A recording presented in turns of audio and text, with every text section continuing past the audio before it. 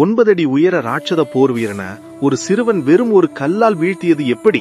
அந்த ஒரு கல் கோலியாத்தின் நெற்றியை துளைப்பது சாதாரண விஷயம் இல்ல. இதன் பின்னணியில் ஆழமான பைபிள் உண்மை இருக்கிறது. தாவீது ஏன் 5 கற்களை எடுத்தார்? கோலியாத்தை வீழ்த்த ஒரு கல் போதாதா? 2 சாமுவேல் 21 படி கோலியாத்தின் வம்சத்தில் இன்னும் 4 ராட்சதர்கள் இருந்தார்கள். அவர்களையும் வீழ்த்தவே தாவீது 5 கற்களை தயார் செய்தார். இதுதான் அசைக்க முடியாத விசுவாசம்.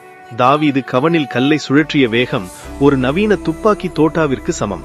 கோலியாத் ஈட்டியின் மேல் நம்பிக்கை வைத்தான். ஆனால் தாவீதோ சேனைகளின் கர்த்தருடைய நாமத்தினால் வருகிறேன் என்று முழக்கமிட்டார்.